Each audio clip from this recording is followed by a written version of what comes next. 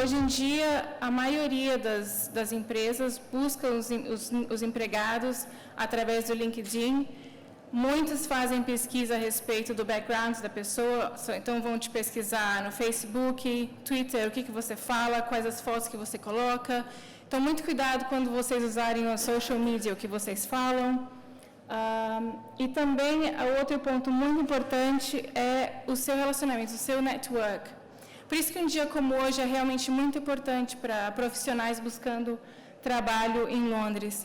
É muito importante que vocês consigam fazer a sua network crescer, abranger mesmo o seu leque de opções.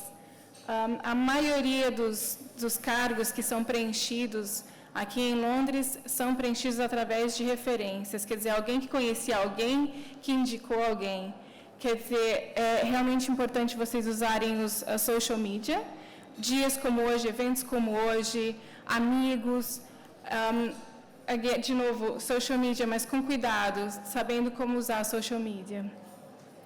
Tem outros pontos também que eu posso mencionar, que é, por exemplo, as fotos nos CVs. As fotos nos CVs, a minha recomendação é que vocês realmente evitem a foto no CV. Não há necessidade, e de novo, se o empregador tiver necessidade de ver a sua foto, ele provavelmente vai olhar no LinkedIn para ver a sua foto. Eu não colocaria de forma alguma, mesmo porque a foto toma um espaço no CV. E você provavelmente vai precisar desse espaço para colocar as coisas que são realmente importantes para o empregador. E a má notícia a respeito de quem está procurando emprego em Londres, eu acho que é principalmente o tempo.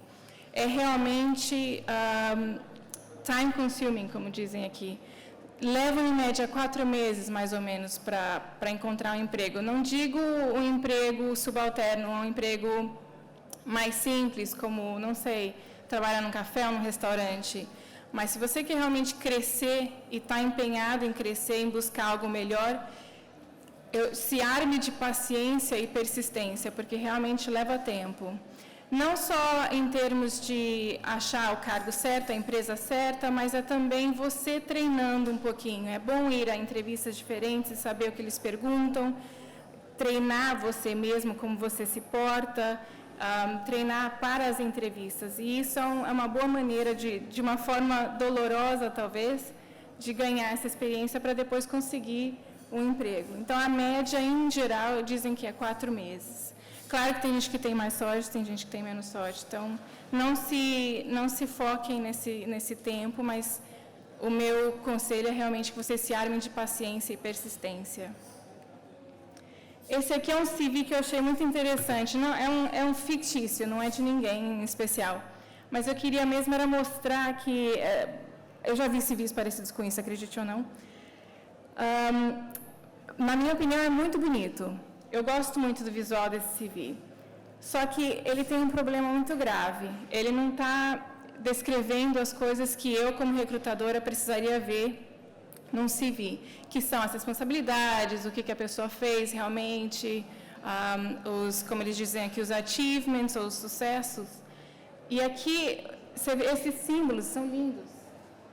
Só que estão tomando um espação no CV. Quer dizer, esse espaço, na minha opinião, deveria estar mostrando mais a respeito da pessoa em termos de experiência, carreira, etc. As cores, claro, estão lindas, quer dizer, a pessoa é um designer excelente, só que, de novo, vai pecar nesse lado de realmente demonstrar quais são as qualidades, experiência, etc.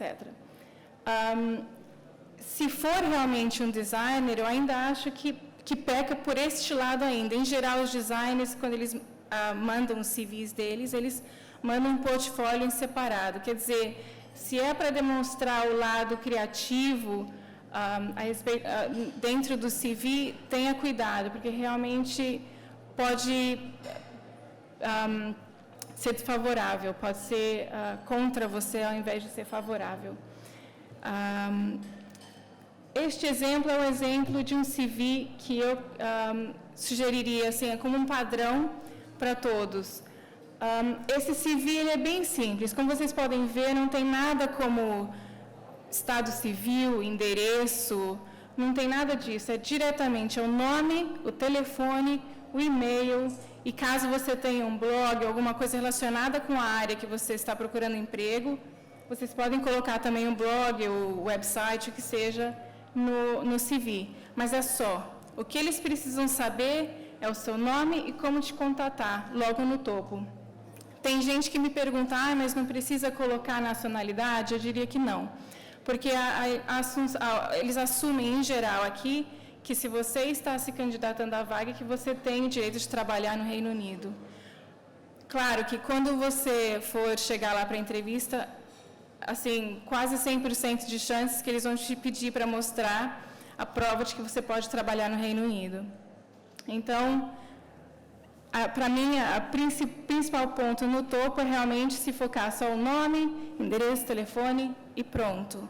Nada mais, não precisa justificar nada mais. Mesmo porque muitas das empresas hoje em dia, na hora que você se candidata online, eles já fazem várias perguntas, né? Você pode trabalhar aqui? Qual é a sua idade? Já tem antecedentes criminais ou não? Então, exatamente. Exatamente. Exatamente, eu também nunca sei qual que escolher. É o que eles tentam fazer em termos de equality, né? E eu também nunca sei responder, porque, na verdade, eu sou tão misturada que eu podia ser europeia, eu posso ser latina, não tem uma caixinha que eu me encaixe. Mas, enfim. E nessa pré-seleção online, ele já vem se você pode trabalhar ou não, enfim. Então, não se preocupem muito com essa história de nacionalidade, o mesmo endereço.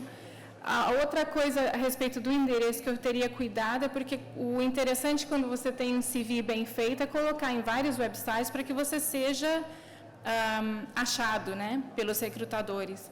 E quando você coloca o endereço, você meio que... Eu pessoalmente ficaria preocupada se alguém soubesse onde eu moro e tendo meu endereço mostrando para todo mundo online. Então, por essa outra razão também é bom não colocar o endereço e colocar só realmente os seus detalhes de contato. Daí, passando para o lado de experiência. Antes de eu começar com a experiência, eu sei que muita gente gosta de escrever um resuminho a respeito de si mesmo antes de começar o CV. E isso é totalmente opcional. A única coisa que eu tenho a dizer a respeito desse resuminho é que tenham cuidado, então, não cuidado, mas sejam, pensem bem, reflitam bastante a respeito do que vocês vão escrever nesse resuminho, porque esse resuminho já está tomando um espaço no seu CV. E segundo, porque vai ser a primeira impressão da pessoa lendo. E lembre-se dos 10 segundos, a regrinha dos 10 segundos, que a pessoa vai perder lendo o seu CV, provavelmente. Toque na madeira que eles continuem lendo, mas se eles tiverem realmente um tempo curto para ler, esse parágrafo é fundamental. Por isso que, na hora de escrever esse parágrafo, de todas as formas, número e grau, por favor, não coloquem coisas que todo mundo escreve como I'm reliable, I'm hardworking, todo mundo fala isso. Quer dizer, já não tem diferencial nenhum em comparação com os outros. Então, realmente pensem, reflitam o que você realmente é, o que você quer falar para essa pessoa lendo seu CV, que vai ter um impacto naquela aplicação, naquele cargo específico que você está aplicando. Agora, na experiência, claro, como sempre, a experiência é o cargo, a empresa e a duração, quanto tempo você trabalhou na empresa ou se você ainda está lá. A minha regrinha para causar um impacto na pessoa lendo o CV é para você escrever quais foram os seus sucessos. Então, naquele cargo, qual que foi aquele projeto que você trabalhou, que você conseguiu, não sei, por exemplo, reduzir o número de arquivos, ou como eles falam aqui, storage space, nem sei mais como fala em português, mas esses pequenos sucessos que você teve, pense quais foram os mais importantes e qual é um que seria relevante nesse caso, para essa vaga que você está aplicando, que seria interessante escrever no CV, logo no começo, logo depois do nome da empresa. E logo em seguida, claro, as responsabilidades e atividades que são importantes. Por isso que aquele primeiro CV que eu mostrei não dá a oportunidade de você fazer isso, porque realmente você não tem espaço. A outra coisa do CV, em regra geral, que comparação, voltando no outro, os CVs, eles em geral, quando você já atinge uma certa experiência, eu não quero dizer idade, porque eu lembro da minha, mas você começa a ter um CV muito longo. Então, cuidado para não focar muito nos cargos mais antigos. Comece, claro, sempre com os mais recentes e deixe os antigos mais para o fim. E, vou dizer, se não forem relevantes os primeiros cargos, é só uma linhazinha dizendo o nome do cargo, a empresa. E tentem não passar de 2 páginas. Porque senão, realmente, a pessoa olhando, a pessoa que tem 200 CVs para selecionar, vai olhar, 4 páginas, não vou nem me dar o trabalho, porque eu não vou achar a informação que eu quero mesmo e eu tenho 199 mais para ler. Bom, e resumindo é isso. Então, são os cargos, começa com as conquistas, habilidades, responsabilidades, atividades, projetos que você tenha trabalhado, mesmo que não tenham sido sucessos, mas pense sempre como primeira pessoa. Não existe, num CV, não deve existir a terceira pessoa, não, é você falando a respeito do seu sucesso. Então, use sempre a primeira pessoa, descrevendo cada cargo, os sucessos.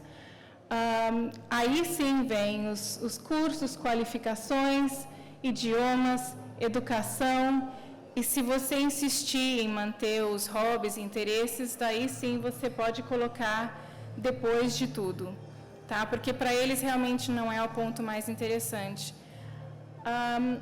Uma dicasinha para quem usa LinkedIn aqui em Londres é muito importante, LinkedIn. Eu vou dizer que todos os lugares que eu trabalhei ultimamente, eles usam LinkedIn para procurar gente no ramo que eles querem.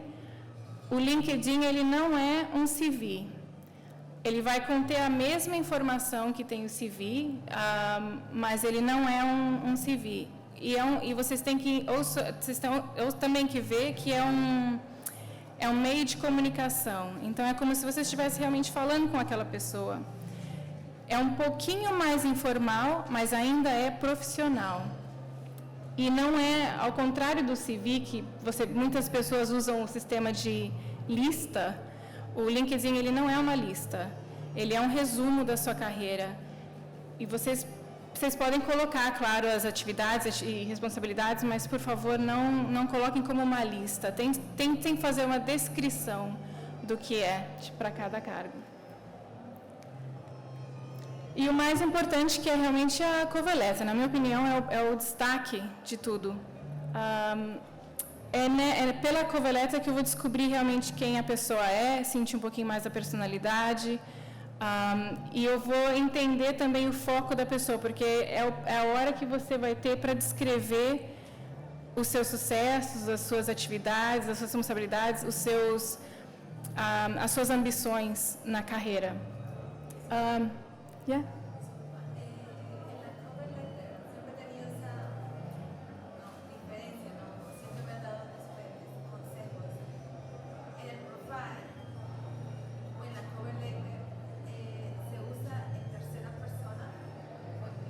Não, sempre na primeira pessoa. Sempre, não, sem dúvida alguma, porque é você se apresentando àquela pessoa. Aqui, eu acho que é um pouco da cultura latina isso, de sempre se colocar na terceira pessoa, que não está errado, mas aqui no Reino Unido o usual é você descrever a respeito de você mesmo. Você não escreve uma carta para alguém como se fosse uma outra pessoa. Entendeu o que eu quero dizer? Ah, ok.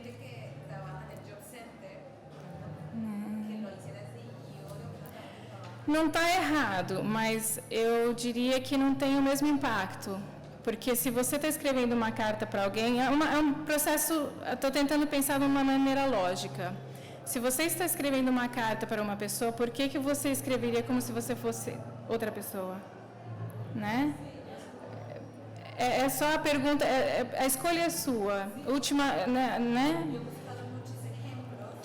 E todos eles fazem isso. Eu não faria, não. Eu entendo por quê.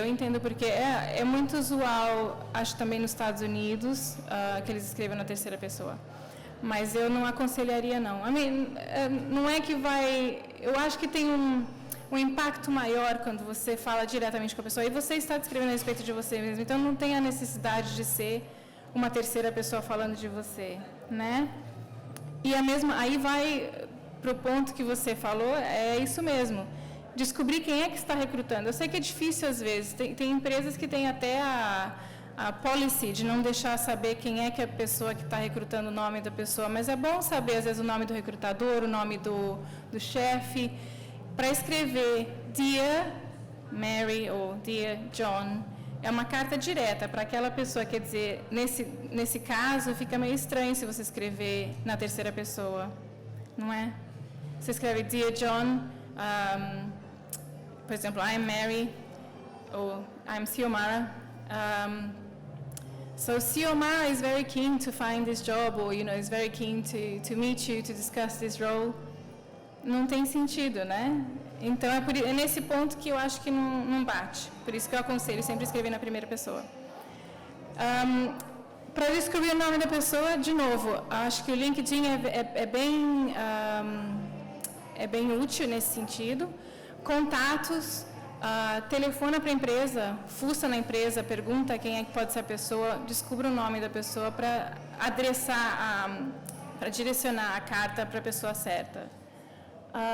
Explique também a razão por que você escolheu aquela empresa, por que ela é atraente para você, o que você viu nos objetivos ou na motivação da empresa que te atrai.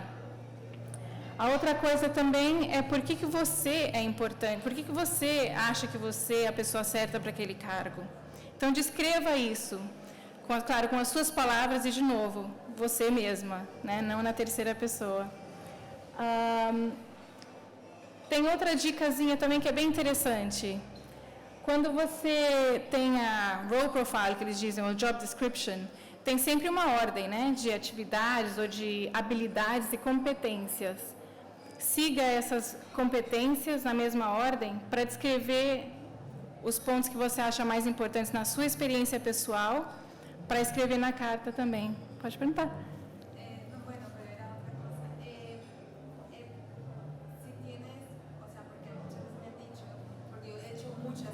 Sí, claro. Entonces, cuando vas a un currículum de algo específico, yo pongo lo que he trabajado específicamente. Yo he trabajado a lo mejor en 20, 30 empresas, es imposible para mí hacer un currículum. Pero a veces me han dicho, mismo reclutador me ha dicho, ¿qué has hecho aquí? Empieza nada, ¿no? Pero como te ven mal el currículum porque tienes espacios, tantos espacios, 2 años, 3 años en tiempo. Você quer dizer de sem trabalho ou o quê?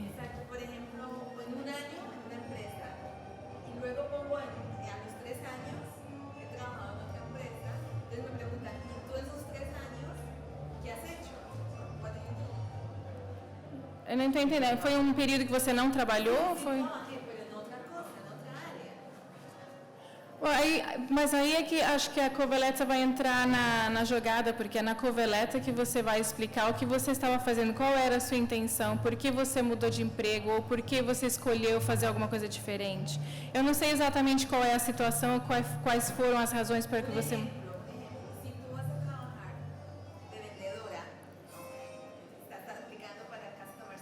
Y tú has trabajado 2 o 3 años, por ejemplo, yo que he trabajado en España, que no tuve papel 5 años, ¿no? A mí no me interesa que ellos sepan, mira, en mi currículum has trabajado de limpieza, porque claro. Quando eles vão ver... Mas eu também tive esse problema, porque eu cheguei aqui no Reino Unido, eu não comecei a trabalhar em recrutamento, mas eu tenho uma linha.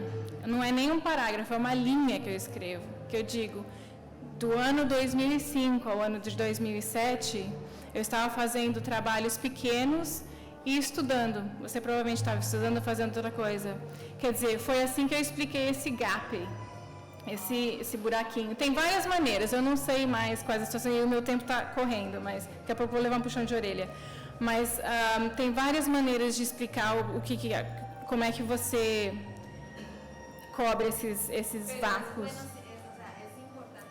É importante ter alguma coisa explicando por que tem o gap. É importante.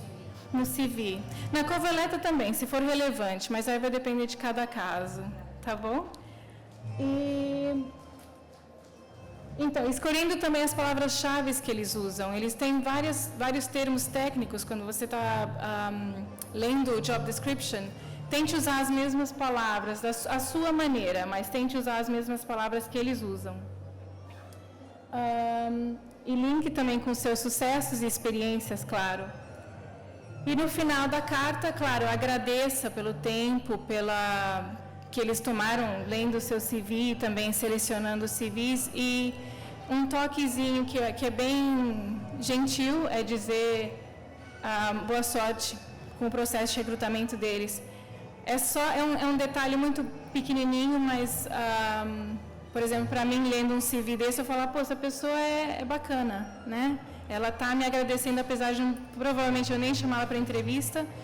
Chama a atenção da melhor forma possível, eu acho. Bom, acho que por enquanto é só, daqui a pouco eles vão me chutar aqui do microfone. Muita sorte a todos. E caso vocês tenham alguma pergunta, eu vou estar por aqui ainda, tá bom? Obrigada.